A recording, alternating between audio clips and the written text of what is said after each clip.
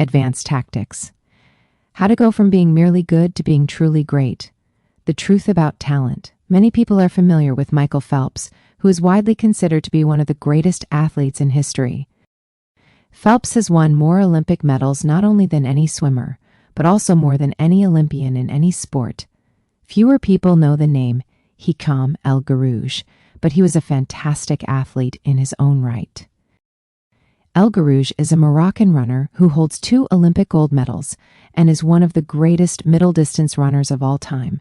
For many years, he held the world record in the mile, 1,500-meter, and 2,000-meter races. At the Olympic Games in Athens, Greece in 2004, he won gold in the 1,500-meter and 5,000-meter races. These 2 athletes are wildly different in many ways, but most notably, they differ significantly in height. El Guerrouj is 5 feet 9 inches tall. Phelps is 6 feet 4 inches tall. Despite this 7-inch difference in height, the 2 men are identical in one respect. Michael Phelps and Hicham El Guerrouj wear the same length inseam on their pants. How is this possible? Phelps has relatively short legs for his height and a very long torso, the perfect build for swimming. El Guerrouj has incredibly long legs and a short upper body, an ideal frame for distance running. Now, imagine if these world-class athletes were to switch sports. Given his remarkable athleticism, could Michael Phelps become an Olympic-caliber distance runner with enough training? It's unlikely. At peak fitness, Phelps weighed 194 pounds, which is 40% heavier than El Guerrouj, who competed at an ultralight 138 pounds. Taller runners are heavier runners, and every extra pound is a curse when it comes to distance running. Against elite competition, Phelps would be doomed from the start. Similarly, El Guerrouj might be one of the best runners in history, but it's doubtful he would ever qualify for the Olympics as a swimmer. Since 1976, the average height of Olympic gold medalists in the men's 1,500-meter run is 5 feet 10 inches. In comparison, the average height of Olympic gold medalists in the men's 100-meter freestyle swim is 6 feet 4 inches. Swimmers tend to be tall and have long backs and arms, which are ideal for pulling through the water. El Guerrouj would be at a severe disadvantage before he ever touched the pool. The secret to maximizing your odds of success is to choose the right field of competition. This is just as true with habit change as it is with sports and business. Habits are easier to perform and more satisfying to stick with when they align with your natural inclinations and abilities. Like Michael Phelps in the pool or Hicham El Guerrouj on the track, you want to play a game where the odds are in your favor. Embracing this strategy requires the acceptance of the simple truth that people are born with different abilities. Some people don't like to discuss this fact. On the surface, your genes seem to be fixed, and it's no fun to talk about things you cannot control. Plus, phrases like biological determinism makes it sound like certain individuals are destined for success and others doomed to failure. But this is a short-sighted view of the influence of genes on behavior. The strength of genetics is also their weakness. Genes cannot be easily changed, which means they provide a powerful advantage in favorable circumstances and a serious disadvantage in unfavorable circumstances. If you want to dunk a basketball, being 7 feet tall is very useful. If you want to perform a gymnastics routine, being 7 feet tall is a great hindrance. Our environment determines the suitability of our genes and the utility of our natural talents. When our environment changes, so do the qualities that determine success. This is true not just for physical characteristics, but for mental ones as well. I'm smart if you ask me about habits and human behavior, not so much when it comes to knitting, rocket propulsion, or guitar chords. Competence is highly dependent on context. The people at the top of any competitive field are not only well-trained, they are also well-suited to the task. And this is why, if you want to be truly great, selecting the right place to focus is crucial. In short, genes do not determine your destiny. They determine your areas of opportunity. As physician Gabor Mate notes, genes can predispose, but they don't predetermine The areas where you are genetically predisposed to success are the areas where habits are more likely to be satisfying. The key is to direct your effort toward areas that both excite you and match your natural skills, to align your ambition with your ability. The obvious question is, how do I figure out where the odds are in my favor? How do I identify the opportunities and habits that are right for me? The first place we will look for an answer is by understanding your personality, how your personality influences your habits. Your genes are operating beneath the surface of every habit. Indeed, beneath the surface of every behavior. Genes have been shown to influence everything from the number of hours you spend watching television to your likelihood to marry or divorce, to your tendency to get addicted to drugs, alcohol, or nicotine. There's a strong genetic component to how obedient or rebellious you are when facing authority, how vulnerable or resistant you are to stressful events, how proactive or reactive you tend to be, and even how captivated or bored you feel during sensory experiences like attending a concert. As Robert Plomin, a behavioral geneticist at King's College in London, told me, it is now at the point where we have stopped testing to see if traits have a genetic component because we literally can't find a single one that isn't influenced by our genes. Bundled together, your unique cluster of genetic traits predispose you to a particular personality. Your personality is the set of characteristics that is consistent from situation to situation. The most proven scientific analysis of personality traits is known as the Big Five, which breaks them down into 5 spectrums of behavior. 1. Openness to experience, from curious and inventive on one end to cautious and consistent on the other. 2. Conscientiousness, organized and efficient to easygoing and spontaneous. 3. Extroversion, outgoing and energetic to solitary and reserved. 4. Agreeableness, friendly and compassionate to challenging and detached. 5. Neuroticism, anxious and sensitive to confident, calm, and stable. All 5 characteristics have biological underpinnings. Extroversion, for instance, can be tracked from birth. If scientists play a loud noise in the nursing ward, some babies turn toward it while others turn away. When the researchers tracked these children through life, they found that the babies who turned toward the noise were more likely to grow up to be extroverts. Those who turned away were more likely to become introverts. People who are high in agreeableness are kind, considerate, and warm. They also tend to have higher natural oxytocin levels, a hormone that plays an important role in social bonding, increases feelings of trust, and can act as a natural antidepressant. You can easily imagine how someone with more oxytocin might be inclined to build habits like writing, thank you notes, or organizing social events.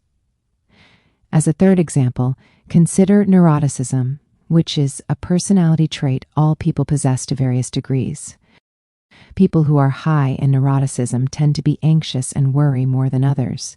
This trait has been linked to hypersensitivity of the amygdala, the portion of the brain responsible for noticing threats. In other words, people who are more sensitive to negative cues in their environment are more likely to score high in neuroticism. Our habits are not solely determined by our personalities, but there is no doubt that our genes nudge us in a certain direction. Our deeply rooted preferences make certain behaviors easier for some people than for others. You don't have to apologize for these differences or feel guilty about them, but you do have to work with them. A person who scores lower on conscientiousness, for example, will be less likely to be orderly by nature and may need to rely more heavily on environment design to stick with good habits. The takeaway is that you should build habits that work for your personality. People can get ripped working out like a bodybuilder, but if you prefer rock climbing or cycling or rowing, then shape your exercise habit around your interests. If your friend follows a low-carb diet but you find that low-fat works for you, then more power to you. If you want to read more, don't be embarrassed if you prefer steamy romance novels over nonfiction. Read whatever fascinates you. You don't have to build the habits everyone tells you to build. Choose the habit that best suits you, not the one that is most popular. There is a version of every habit that can bring you joy and satisfaction. Find it. Habits need to be enjoyable if they are going to stick. This is the core idea behind the fourth law. Tailoring your habits to your personality is a good start, but this is not the end of the story. Let's turn our attention to finding and designing situations where you're at a natural advantage. How to find a game where the odds are in your favor. Learning to play a game where the odds are in your favor is critical for maintaining motivation and feeling successful. In theory, you can enjoy almost anything. In practice, you are more likely to enjoy the things that come easily to you. People who are talented in a particular area tend to be more competent at that task and are then praised for doing a good job. They stay energized because they are making progress where others have failed, and because they get rewarded with better pay and bigger opportunities, which not only makes them happier but also propels them to produce even higher quality work. It's a virtuous cycle. Pick the right habit and progress is easy. Pick the wrong habit and life is a struggle. How do you pick the right habit? The first step is something we covered in the third law: make it easy. In many cases, when people pick the wrong habit, it simply means they picked a habit that was too difficult. When a habit is easy, you are more likely to be successful. When you are successful, you are more likely to feel satisfied. However, there is another level to consider. In the long run, if you continue to advance and improve, any area can become challenging. At some point, you need to make sure you're playing the right game for your skill set. How do you figure that out? The most common approach is trial and error. Of course, there's a problem with this strategy. Life is short. You don't have time to try every career, date every eligible bachelor, or play every musical instrument. Thankfully, there is an effective way to manage this conundrum, and it is known as the explore-exploit trade-off. In the beginning of a new activity, there should be a period of exploration. In relationships, it's called dating. In college, it's called the liberal arts. In business, it's called split testing. The goal is to try out many possibilities, research a broad range of ideas, and cast a wide net. After this initial period of exploration, shift your focus to the best solution you've found, but keep experimenting occasionally. The proper balance depends on whether you're winning or losing. If you are currently winning, you exploit, exploit, exploit. If you are currently losing, you continue to explore, explore, explore. In the long run, it is probably most effective to work on the strategy that seems to deliver the best results about 80 to 90% of the time, and keep exploring with the remaining 10 to 20%. Google famously asks employees to spend 80% of the work week on their official job and 20% on projects of their choice, which has led to the creation of blockbuster products like AdWords and Gmail.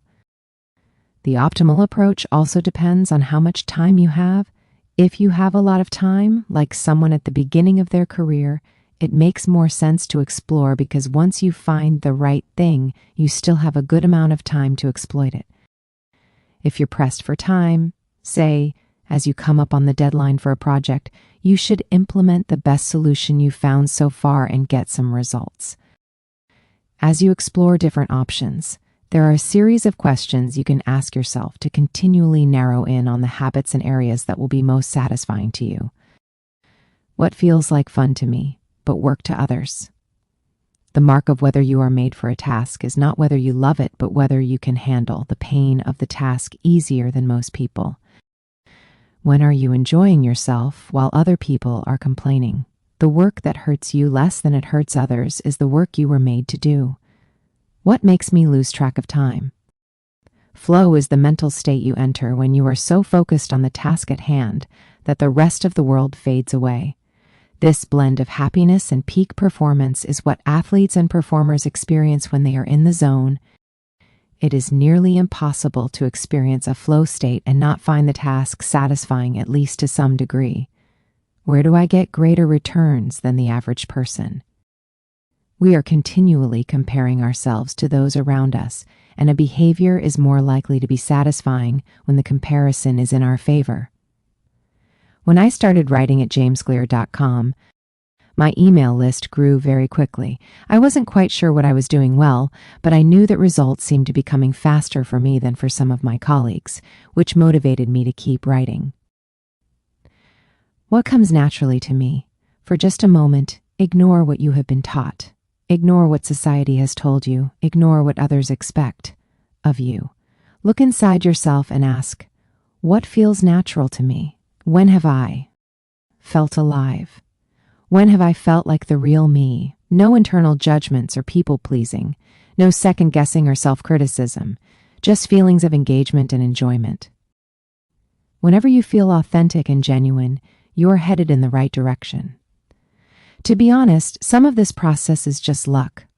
Michael Phelps and Hicham Guerrouj were lucky to be born with a rare set of abilities that are highly valued by society, and to be placed in the ideal environment for those abilities. We all have limited time on this planet, and the truly great among us are the ones who not only work hard, but also have the good fortune to be exposed to opportunities that favor us. But what if you don't want to leave it up to luck? If you can't find a game where the odds are stacked in your favor, create one. Scott Adams, the cartoonist behind Dilbert, says, everyone has at least a few areas in which they could be in the top 25% with some effort. In my case, I can draw better than most people, but I'm hardly an artist. And I'm not any funnier than the average stand-up comedian who never makes it big, but I'm funnier than most people. The magic is that few people can draw well and write jokes. It's the combination of the two that makes what I do so rare. And when you add in my business background, suddenly I had a topic that few cartoonists could hope to understand without living it. When you can't win by being better, you can win by being different. By combining your skills, you reduce the level of competition, which makes it easier to stand out. You can shortcut the need for a genetic advantage by rewriting the rules. A good player works hard to win the game everyone else is playing. A great player creates a new game that favors their strengths and avoids their weaknesses. In college, I designed my own major, biomechanics, which was a combination of physics, chemistry, biology, and anatomy. I wasn't smart enough to stand out among the top physics or biology majors, so I created my own game. And because it suited me, I was only taking the courses I was interested in. Studying felt like less of a chore. It was also easier to avoid the trap of comparing myself to everyone else. After all, nobody else was taking the same combination of classes, so who could say if they were better or worse? Specialization is a powerful way to overcome the accident of bad genetics. The more you master a specific skill, the harder it becomes for others to compete with you. Many bodybuilders are stronger than the average arm wrestler, but even a massive bodybuilder may lose at arm wrestling because the arm wrestling champ has very specific strength. Even if you're not the most naturally gifted, you can often win by being the best in a very narrow category. Boiling water will soften a potato but harden an egg. You can't control whether you're a potato or an egg, but you can decide to play a game where it's better to be hard or soft. If you can find a more favorable environment, you can transform the situation from one where the odds are against you to one where they are in your favor. How to get the most out of your genes. Our genes do not eliminate the need for hard work. They clarify it. They tell us what to work hard on. Once we realize our strengths, we know where to spend our time and energy. We know which types of opportunities to look for and which types of challenges to avoid. The better we understand our nature, the better our strategy can be. Biological differences matter. Even so, it's more productive to focus on whether you are fulfilling your own potential than comparing yourself to someone else. The fact that you have a natural limit to any specific ability has nothing to do with whether you are reaching the ceiling of your capabilities. People get so caught up in the fact that they have limits that they rarely exert the effort required to get close to them. Furthermore, genes can't make you successful if you're not doing the work. Yes, it's possible that the ripped trainer at the gym has better genes, but if you haven't put in the same reps, it's impossible to say if you have been dealt a better or worse genetic hand. Until you work as hard as those you admire, don't explain away their success as luck. In summary, one of the best ways to ensure your habits remain satisfying over the long run is to pick behaviors that align with your personality and skills. Work hard on the things that come easy. Chapter summary. The secret to maximizing your odds of success is to choose the right field of competition. Pick the right habit and progress is easy. Pick the wrong habit and life is a struggle. Genes cannot be easily changed, which means they provide a powerful advantage in favorable circumstances and a serious disadvantage in unfavorable circumstances. Habits are easier when they align with your natural abilities. Choose the habits that best suit you. Play a game that favors your strengths. If you can't find a game that favors you, create one. Genes do not eliminate the need for hard work. They clarify it. They tell us what to work hard on. The Goldilocks rule, how to stay motivated in life and work. In 1955, Disneyland had just opened in Anaheim, California, when a 10-year-old boy walked in and asked for a job. Labor laws were loose back then, and the boy managed to land a position selling guidebooks for 50 cents apiece. Within a year, he had transitioned to Disney's magic shop, where he learned tricks from the older employees. He experimented with jokes and tried out simple routines on visitors. Soon he discovered that what he loved was not performing magic, but performing in general. He set his sights on becoming a comedian. Beginning in his teenage years, he started performing in little clubs around Los Angeles. The crowds were small and his act was short. He was rarely on stage for more than 5 minutes. Most of the people in the crowd were too busy drinking or talking with friends to pay attention. One night, he literally delivered his stand-up routine to an empty club. It wasn't glamorous work, but there was no doubt he was getting better. His first routines would only last 1 or 2 minutes. By high school, his material had expanded to include a 5-minute act and, a few years later, a 10-minute show. At 19, he was performing weekly for 20 minutes at a time. He had to read 3 poems during the show just to make the routine long enough, but his skills continued to progress. He spent another decade experimenting, adjusting, and practicing. He took a job as a television writer, and gradually, he was able to land his own appearances on talk shows. By the mid-1970s, he had worked his way into being a regular guest on The Tonight Show and Saturday Night Live. Finally, after nearly 15 years of work, the young man rose to fame. He toured 60 cities in 63 days, then 72 cities in 80 days, then 85 cities in 90 days. He had 18,695 people attend one show in Ohio. Another 45,000 tickets were sold for his 3-day show in New York. He catapulted to the top of his genre and became one of the most successful comedians of his time. His name is Steve Martin. Martin's story offers a fascinating perspective on what it takes to stick with habits for the long run. Comedy is not for the timid. It is hard to imagine a situation that would strike fear into the hearts of more people than performing alone on stage and failing to get a single laugh. And yet Steve Martin faced this fear every week for 18 years. In his words, 10 years spent learning, 4 years spent refining, and 4 years as a wild success. Why is it that some people, like Martin, stick with their habits, whether practicing jokes or drawing cartoons or playing guitar, while most of us struggle to stay motivated? How do we design habits that pull us in rather than ones that fade away? Scientists have been studying this question for many years. While there is still much to learn, one of the most consistent findings is that the way to maintain motivation and achieve peak levels of desire is to work on tasks of just manageable difficulty. The human brain loves a challenge, but only if it is within an optimal zone of difficulty. If you love tennis and try to play a serious match against a 4-year-old, you will quickly become bored. It's too easy. You'll win every point.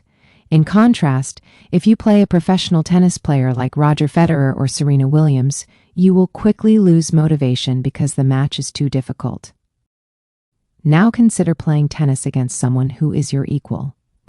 As the game progresses, you win a few points and you lose a few. You have a good chance of winning, but only if you really try.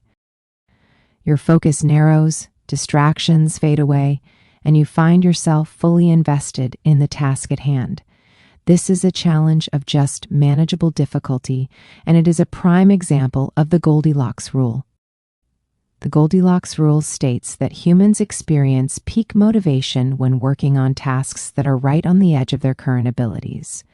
Not too hard, not too easy, just right, the Goldilocks rule. Martin's comedy career is an excellent example of the Goldilocks rule in practice. Each year, he expanded his comedy routine, but only by a minute or two. He was always adding new material, but he also kept a few jokes that were guaranteed to get laughs. There were just enough victories to keep him motivated and just enough mistakes to keep him working hard.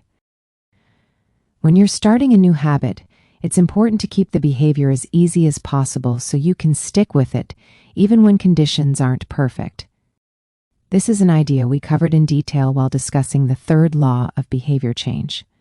Once a habit has been established, however, it's important to continue to advance in small ways. These little improvements and new challenges keep you engaged, and if you hit the Goldilocks zone just right, you can achieve a flow state. A flow state is the experience of being in the zone and fully immersed in an activity. Scientists have tried to quantify this feeling. They found that to achieve a state of flow, a task must be roughly 4% beyond your current ability. In real life, it's typically not feasible to quantify the difficulty of an action in this way, but the core idea of the Goldilocks rule remains: working on challenges of just manageable difficulty, something on the perimeter of your ability, seems crucial for maintaining motivation. Improvement requires a delicate balance. You need to regularly search for challenges that push you to your edge while continuing to make enough progress to stay motivated. Behaviors need to remain novel in order for them to stay attractive and satisfying. Without variety, we get bored, and boredom is perhaps the greatest villain on the quest for self-improvement. How to stay focused when you get bored working on your goals. After my baseball career ended, I was looking for a new sport. I joined a weightlifting team, and one day an elite coach visited our gym. He had worked with thousands of athletes during his long career, including a few Olympians. I introduced myself, and we began talking about the process of improvement. "What's the difference between the best athletes and everyone else?" I asked. "What do the really successful people do that most don't?" He mentioned the factors you might expect: genetics, luck, talent. But then he said something I wasn't expecting. At some point, it comes down to who can handle the boredom of training every day, doing the same lifts over and over and over. His answer surprised me because a different way of thinking about work ethic. People talk about getting amped up to work on their goals. Whether it's business or sports or art, you hear people say things like, "It all comes down to passion," or "You have to really want it." As a result, many of us get depressed when we lose focus or motivation because we think that successful people have some bottomless reserve of passion. But this coach was saying that really successful people feel the same lack of motivation as everyone else. The difference is that they still find a way to show up despite the feelings of boredom. Mastery requires practice, but the more you practice something, the more boring and routine it becomes. Once the beginner gains have been made and we learn what to expect, our interest starts to fade. Sometimes it happens even faster than that. All you have to do is hit the gym a few days in a row or publish a couple of blog posts on time, and letting one day slip doesn't feel like much. Things are going well. It's easy to rationalize taking a day off because you're in a good place. The greatest threat to success is not failure, but boredom. We get bored with habits because they stop delighting us. The outcome becomes expected, and as our habits become ordinary, we start derailing our progress to seek novelty. Perhaps this is why we get caught up in a never-ending cycle, jumping from one workout to the next, one diet to the next, one business idea to the next. As soon as we experience the slightest dip in motivation, we begin seeking a new strategy, even if the old one was still working.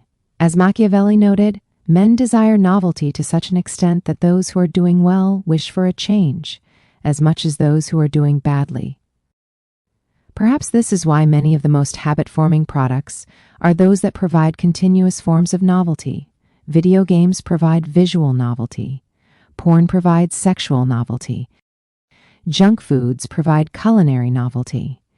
Each of these experiences offer continual elements of surprise. In psychology, this is known as a variable reward. Slot machines are the most common real-world example. A gambler hits the jackpot every now and then, but not at any predictable interval. The pace of rewards varies. This variance leads to the greatest spike of dopamine, enhances memory recall, and accelerates habit formation.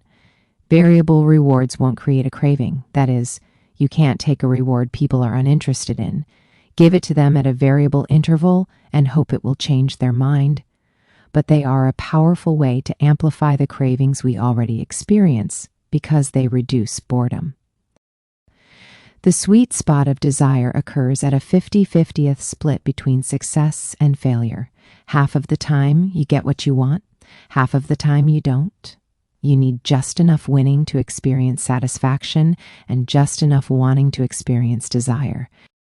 This is one of the benefits of following the Goldilocks rule. If you're already interested in a habit, working on challenges of just manageable difficulty is a good way to keep things interesting. Of course, not all habits have a variable reward component, and you wouldn't want them to. If Google only delivered a useful search result some of the time, I would switch to a competitor pretty quickly. If Uber only picked up half of my trips, I doubt I'd be using that service much longer. And if I flossed my teeth each night and only sometimes ended up with a clean mouth, I think I'd skip it. Variable rewards or not, no habit will stay interesting forever. At some point, everyone faces the same challenge on the journey of self-improvement. You have to fall in love with boredom. We all have goals that we would like to achieve and dreams that we would like to fulfill, but it doesn't matter what you are trying to become better at. If you only do the work when it's convenient or exciting, then you'll never be consistent enough to achieve remarkable results. I can guarantee that if you manage to start a habit and keep sticking to it, there will be days when you feel like quitting. When you start a business, there will be days when you don't feel like showing up. When you're at the gym, there will be sets that you don't feel like finishing. When it's time to write, there will be days that you don't feel like typing. But stepping up when it's annoying or painful or draining to do so, that's what makes the difference between a professional and an amateur. Professionals stick to the schedule, amateurs let life get in the way.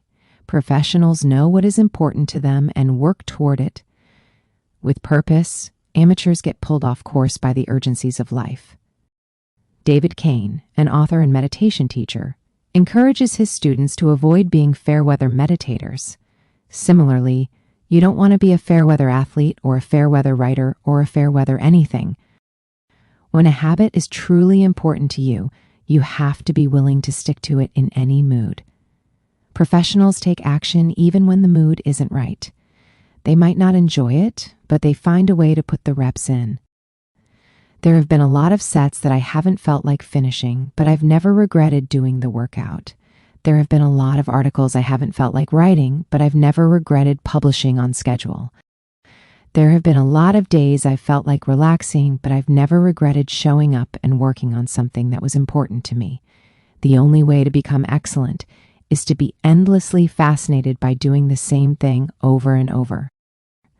You have to fall in love with boredom. Chapter summary.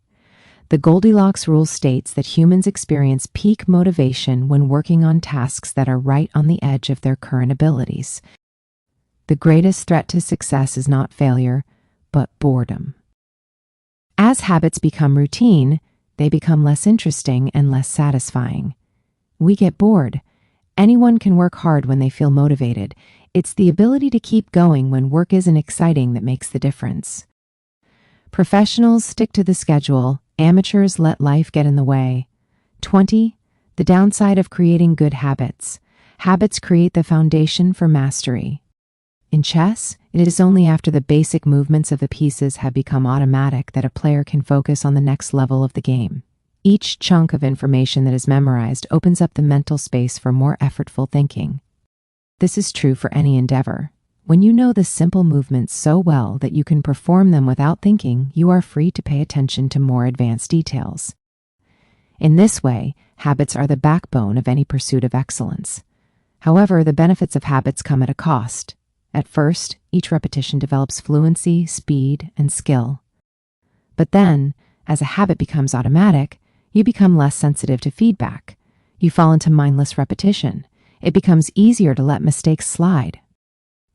When you can do it good enough on autopilot, you stop thinking about how to do it better. The upside of habits is that we can do things without thinking. The downside of habits is that you get used to doing things a certain way and stop paying attention to little errors. You assume you're getting better because you're gaining experience. In reality, you are merely reinforcing your current habits, not improving them. In fact, some research has shown that once a skill has been mastered, there is usually a slight decline in performance over time. Usually, this minor dip in performance is no cause for worry. You don't need a system to continuously improve how well you brush your teeth or tie your shoes or make your morning cup of tea. With habits like these, good enough is usually good enough. The less energy you spend on trivial choices, the more you can spend it on what really matters. However, when you want to maximize your potential and achieve elite levels of performance, you need a more nuanced approach. You can't repeat the same things blindly and expect to become exceptional. Habits are necessary, but not sufficient for mastery. What you need is a combination of automatic habits and deliberate practice. Habits plus deliberate practice equal to mastery. To become great, certain skills do need to become automatic. Basketball players need to be able to dribble without thinking before they can move on to mastering layups with their non-dominant hand. Surgeons need to repeat the first incision so many times that they could do it with their eyes closed, so that they can focus on the hundreds of variables that arise during surgery. But after one habit has been mastered, you have to return to the effortful part of the work and begin building the next habit. Mastery is the process of narrowing your focus to a tiny element of success, repeating it until you have internalized the skill, and then using this new habit as the foundation to advance to the next frontier of your development. Old tasks become easier the second time around, but it doesn't get easier overall because now you're pouring your energy into the next challenge. Each habit unlocks the next level of performance.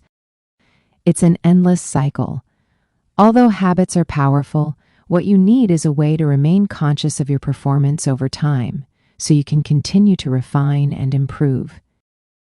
It is precisely at the moment when you begin to feel like you have mastered a skill, right when things are starting to feel automatic and you are becoming comfortable, that you must avoid slipping into the trap of complacency. The solution? Establish a system for reflection and review, how to review your habits and make adjustments. In 1986, the Los Angeles Lakers had one of the most talented basketball teams ever assembled, but they are rarely remembered that way. The team started the 1985 to 1986 NBA season with an astounding 29-5 record. The pundits were saying that we might be the best team in the history of basketball, head coach Pat Riley said after the season. Surprisingly, the Lakers stumbled in the 1986 playoffs and suffered a season-ending defeat in the Western Conference Finals. The best team in the history of basketball didn't even play for the NBA championship. After that blow, Riley was tired of hearing about how much talent his players had and about how much promise his team held. He didn't want to see flashes of brilliance followed by a gradual fade in performance. He wanted the Lakers to play up to their potential night after night. In the summer of 1986, he created a plan to do exactly that, a system that he called the Career Best Effort Program, or CBE. When players first join the Lakers, Riley explained, we track their basketball statistics all the way back to high school. I call this taking their number. We look for an accurate gauge of what a player can do, then build him into our plan for the team based on the notion that he will maintain and then improve upon his averages After determining a player's baseline level of performance, Riley added a key step. He asked each player to improve their output by at least 1% over the course of the season. If they succeeded, it would be a CBE, or career best effort. Similar to the British cycling team that we discussed in Chapter 1, the Lakers sought peak performance by getting slightly better each day. Riley was careful to point out that CBE was not merely about points or statistics, but about giving your best effort spiritually and mentally and physically. Players got credit for allowing an opponent to run into you when you know that a foul will be called against him, diving for loose balls, going after rebounds whether you are likely to get them or not, helping a teammate when the player he's guarding has surged past him, and other unsung hero deeds. As an example, let's say that Magic Johnson, the Lakers' star player at the time, had 11 points, 8 rebounds, 12 assists, 2 steals, and 5 turnovers in a game. Magic also got credit for an unsung hero deed by diving after a loose ball. Finally, he played a total of 33 minutes in this imaginary game. The positive numbers add up to 34. Then, we subtract the 5 turnovers to get 29. Finally, we divide 29 by 33 minutes played. 29 33rds equal to 0.879. Magic's CBE number here would be 879. This number was calculated for all of a player's games, and it was the average CBE that a player was asked to improve by 1% over the season. Riley compared each player's current CBE to not only their past performances, but also those of other players in the league. As Riley put it, we rank team members alongside league opponents who play the same position and have similar role definitions.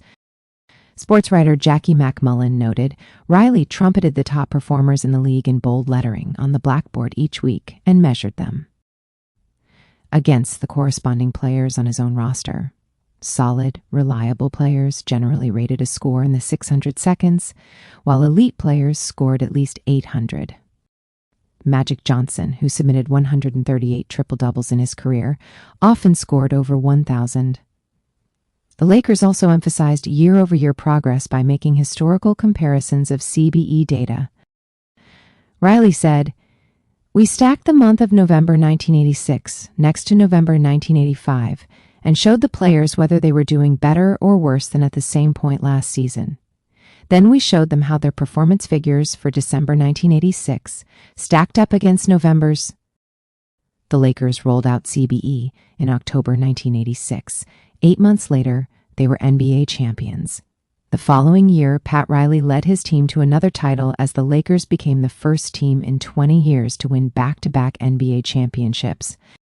Afterward, he said, "Sustaining an effort is the most important thing for any enterprise. The way to be successful is to learn how to do things right, then do them the same way every time." The CBE program is a prime example of the power of reflection and review. The Lakers were already talented. CBE helped them get the most out of what they had and made sure their habits improved rather than declined. Reflection and review enables the long-term improvement of all habits because it makes you aware of your mistakes and helps you consider possible paths for improvement. Without reflection, we can make excuses, create rationalizations, and lie to ourselves. We have no process for determining whether we are performing better or worse compared to yesterday.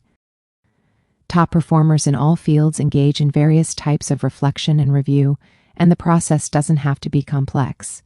Kenyan runner Eliud Kipchoge is one of the greatest marathoners of all time and an Olympic gold medalist.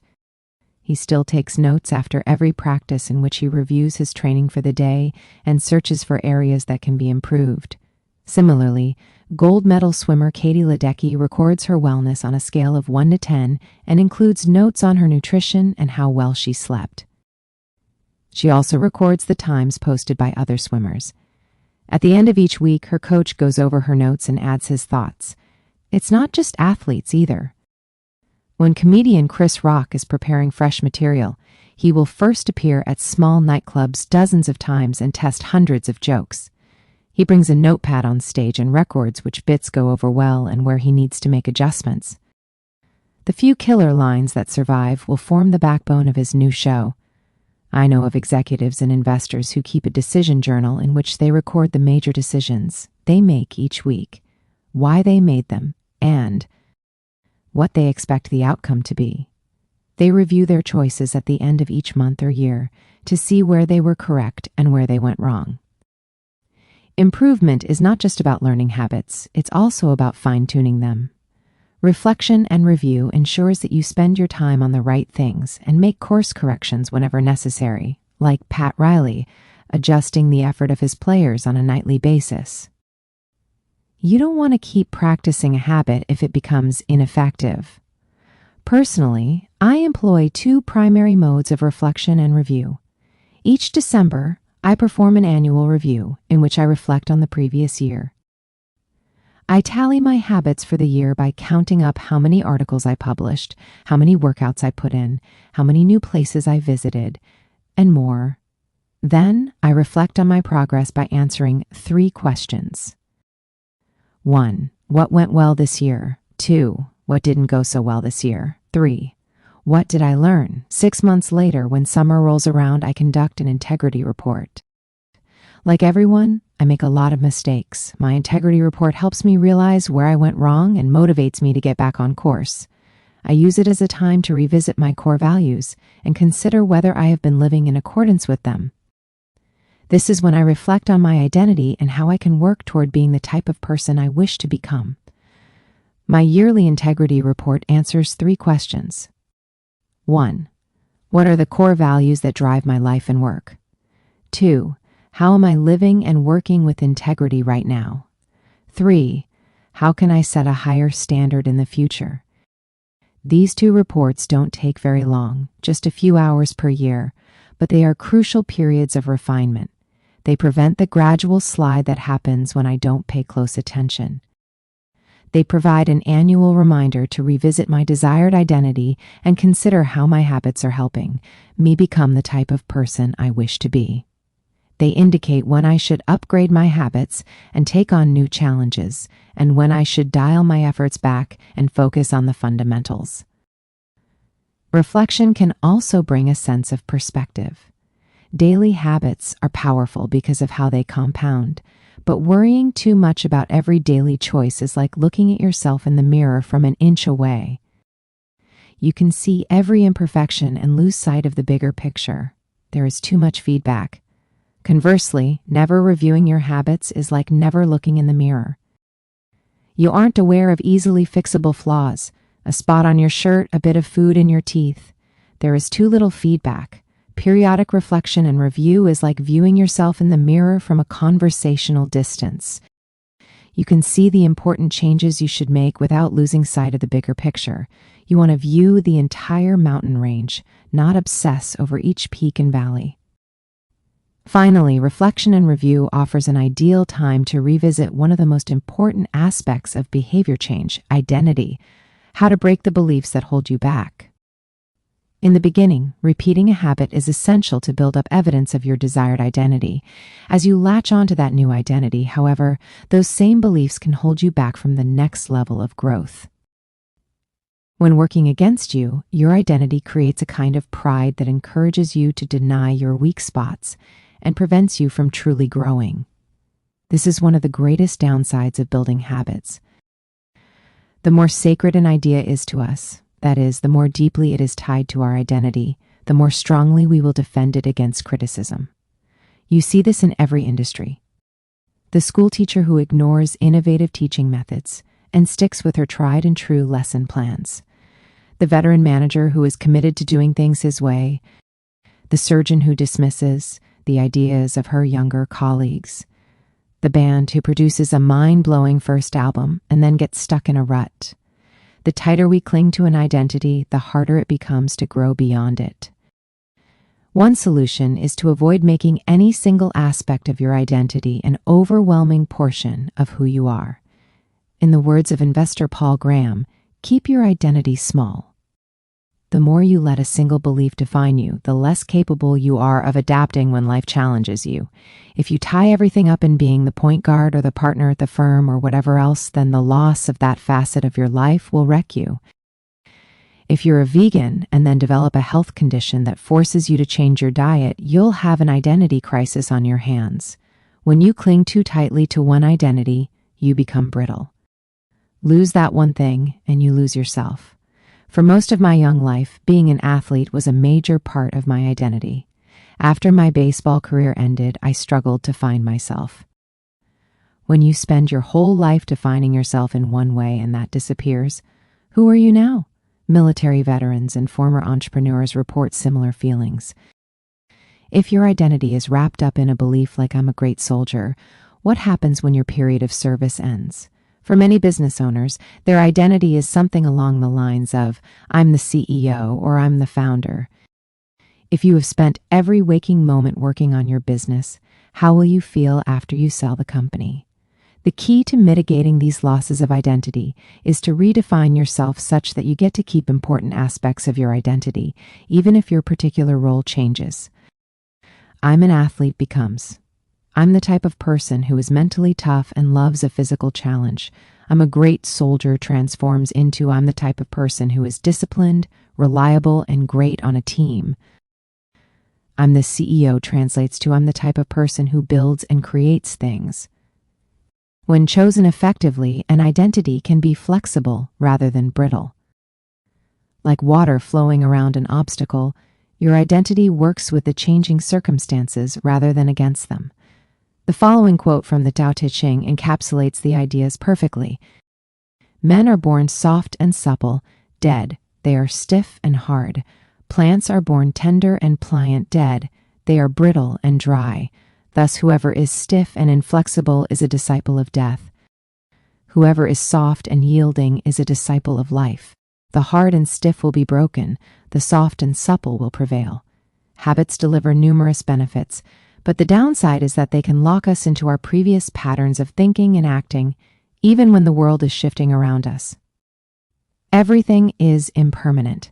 Life is constantly changing. So you need to periodically check in to see if your old habits and beliefs are still serving you. A lack of self-awareness is poison. Reflection and review is the antidote. Chapter summary. The upside of habits is that we can do things without thinking. The downside is that we stop paying attention to little errors. Habits plus deliberate practice equal to mastery. Reflection and review is a process that allows you to remain conscious of your performance over time. The tighter we cling to an identity, the harder it becomes to grow beyond it. Conclusion. The secret to results that last. There is an ancient Greek parable known as the Sorites paradox, which talks about the effect one small action can have when repeated enough times.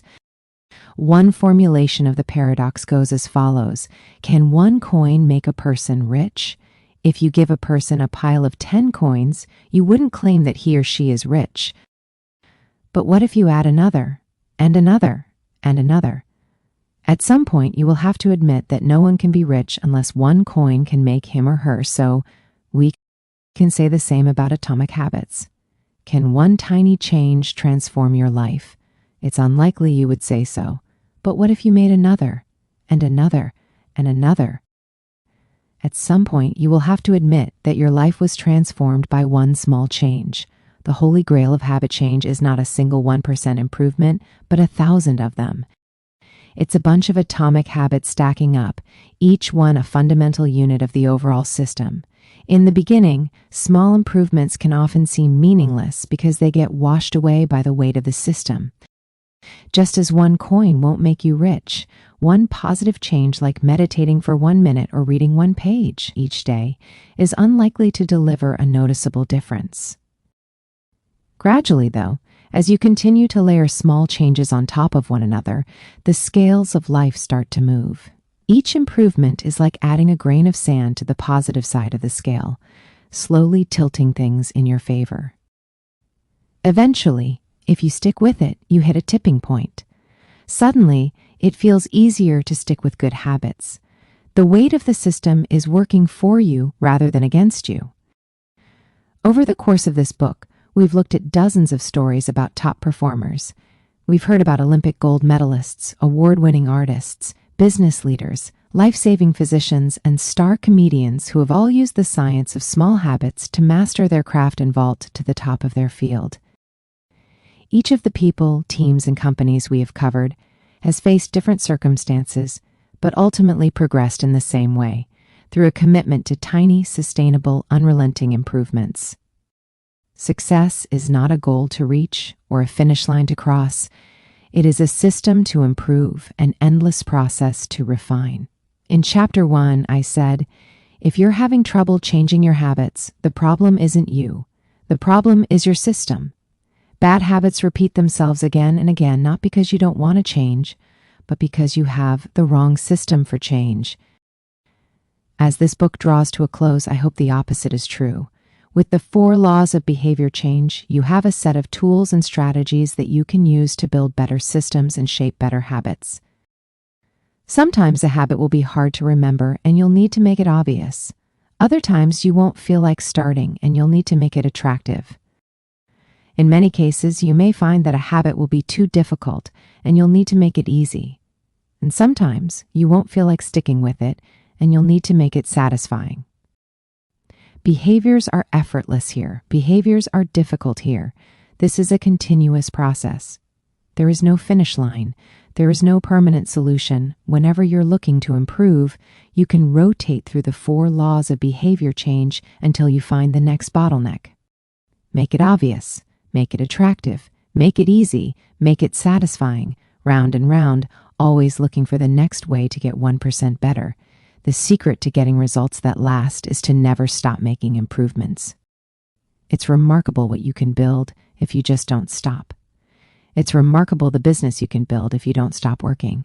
It's remarkable the body you can build if you don't stop training. It's remarkable the knowledge you can build if you don't stop learning. It's remarkable the fortune you can build if you don't stop saving. It's remarkable the friendships you can build if you don't stop caring. Small habits don't add up. They compound. That's the power of atomic habits. Tiny changes. Remarkable results. Appendix.